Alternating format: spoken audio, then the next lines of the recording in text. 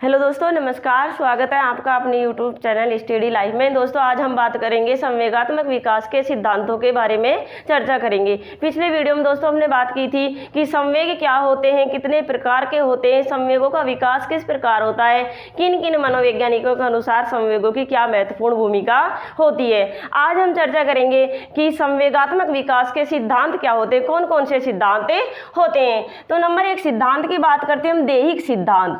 संवेगों का हमारे शरीर पर क्या प्रभाव पड़ता है, उसके आधार पर इसका नाम रखा है दैहिक सिद्धांत, जिसके प्रवर्तक माने जाते हैं जेम्स वेलिंग।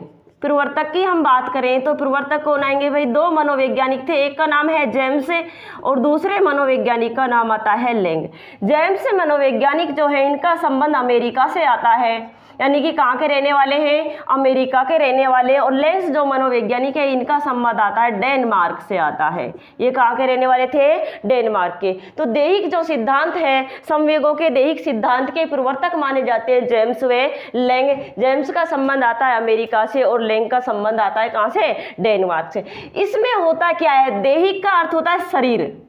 दैहिक का अर्थ क्या होता है, शरीर।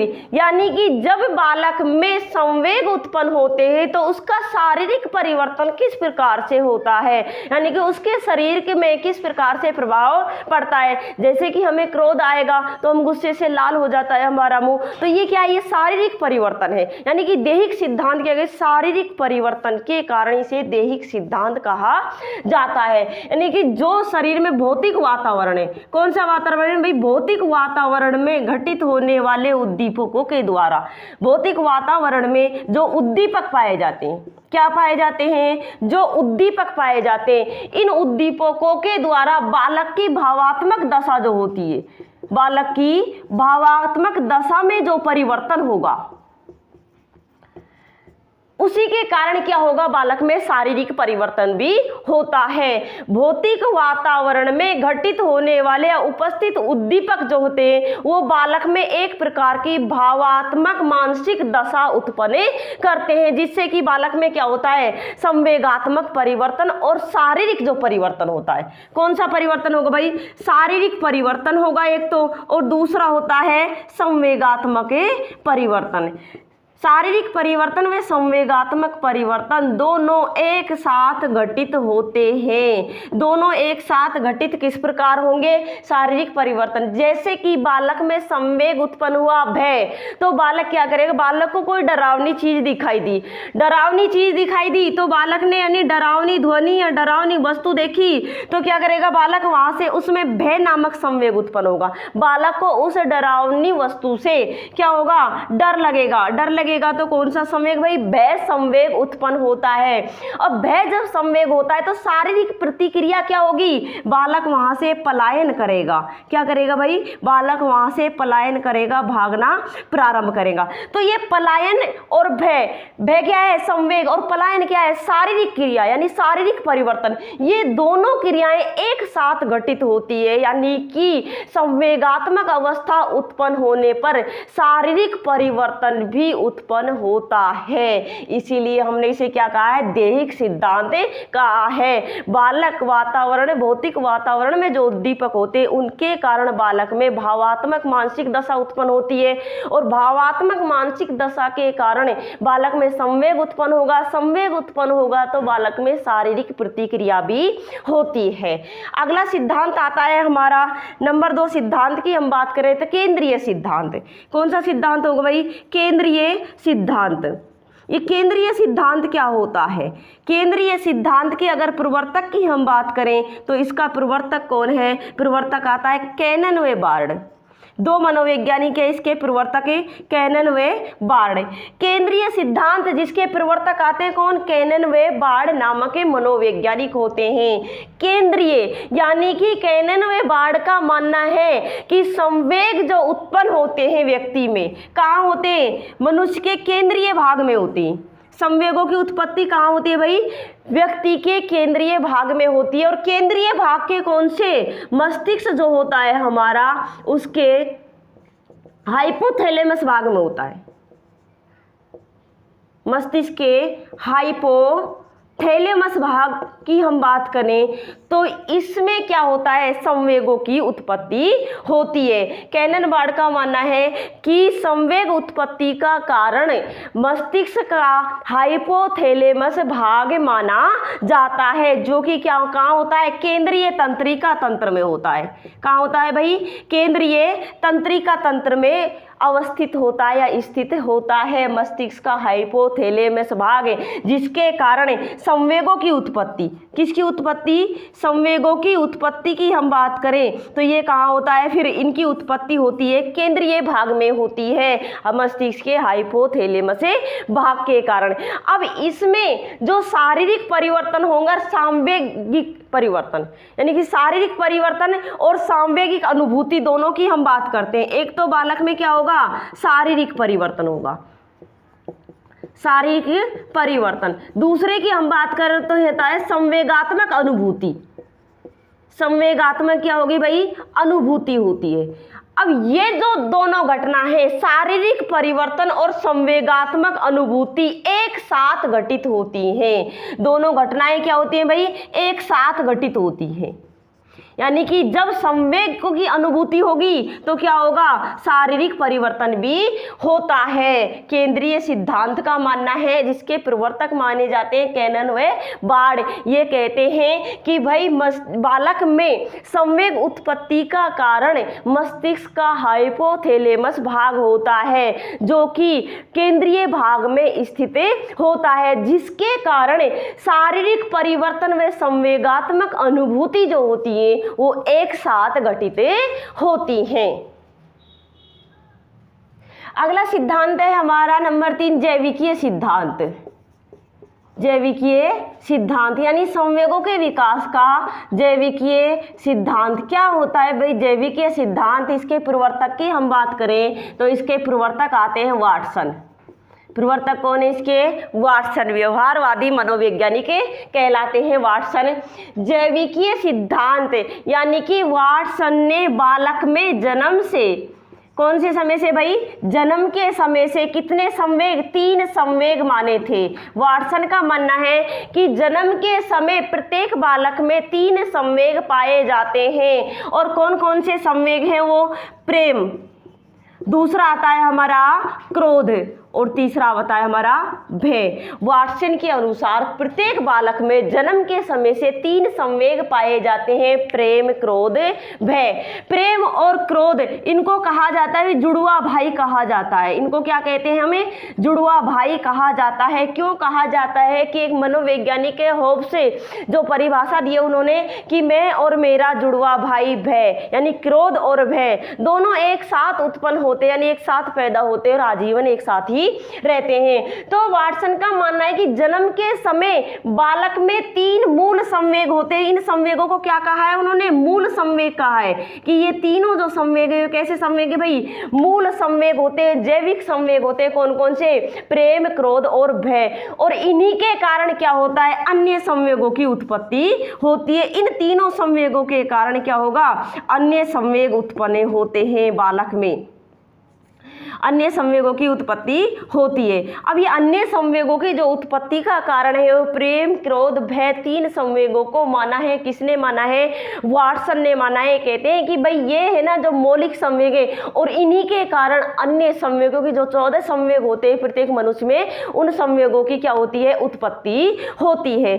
अगले सिद्धांत की हम बात करें तो नंबर 4 सिद्धांत आता है, सिद्धांत है हमारा, यानी कि इन्होंने तो बात की है किसकी, मौलिक चीज़ों की, जैविक चीज़ों की बात की है। जबकि अगले सिद्धांत में हम बात करेंगे विकासवादी, किन चीज़ों की बात करेंगे भाई, विकासवादी सिद्धांत।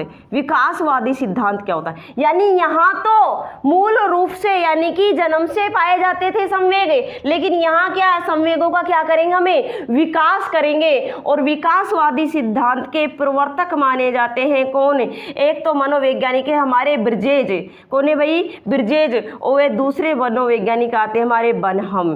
ब्रिजेज ने तो आपको पता होगा, पिछले वीडियो में हमने बात की थी, ब्रिजेज ने प्रत्येक मनुष्य में कितने प्रकार के 32 प्रकार के संवेग बताए हैं, जबकि संवेग होते कितने 14 होते हैं, लेकिन ब्रजेश के अनुसार अगर पूछे जाएं तो प्रत्येक मनुष्य में 32 प्रकार के यानी संवेगों की संख्या कितनी होती है 32 होती है। और ये क्या कहते हैं, ये कहते हैं कि विकासवादी सिद्धांत, यानी कि भाई बालक में जन्म से कोई संवेग नहीं होता है, यानी कि संवेगों के नाम पर क्या होती है, सिर्फ एक उत्तेजना नामक क्रिया होती है। कौन सी क्रिया होती है भाई, उत्तेजना नामक क्रिया होती है, यानी जन्म के समय बालक में कोई भी संवेग नहीं पाया जाता है। किसका मानना है, ब्रिजेश व बनहम का मानना है। ये कहते हैं कि जन्म के समय बालक में कोई संवेग नहीं होता, सिर्फ क्रिया के नाम पर एक उत्तेजना नामक क्रिया पाई जाती है। इस उत्तेजना नामक क्रिया से ही क्या होता है, बालक अपने संवेगों का क्या करता है भाई, विकास करता है। संवेगों का विकास जो करता है बालक, वो किसके माध्यम से करता है, उत्तेजना नामक क्रिया से करता है। और शिशु में जो संवेगात्मक प्रतिक्रियाएं होती है, यानी संवेगों का जो विकास होता है, तो ब्रिजेश और बनहम के अनुसार लगभग 3 माह की अवधि में, कितने माह की अवधि में, लगभग 3 माह की अवधि में प्रारंभ हो जाता है। कौन कहते हैं इस बात को, ब्रिजेश और बनहम कहते हैं कि लगभग 3 माह का जो शिशु होता है, 3 माह की अवधि का जो शिशु होता है, उसमें क्या होता है, संवेगात्मक प्रतिक्रियाएं उत्पन्न होने लगती हैं। कौन सी क्रियाएं भाई, संवेगात्मक प्रतिक्रियाएं, यानी कि बालक जो होता है वो संवेगों का विकास करना प्रारंभ कर देता है लगभग 3 माह की अवधि में। यह मानना किसका है, ब्रिजेश व बनहम कहते हैं कि जन्म के समय बालक में कोई संवेग नहीं पाया जाता है, सिर्फ क्रिया के नाम पर एक उत्तेजना नामक क्रिया पाई जाती है, जिसके कारण बालक अन्य संवेगों का विकास करता है। और उत्तेजना जो क्रिया है रोने की क्रिया से प्रारंभ होती है भाई,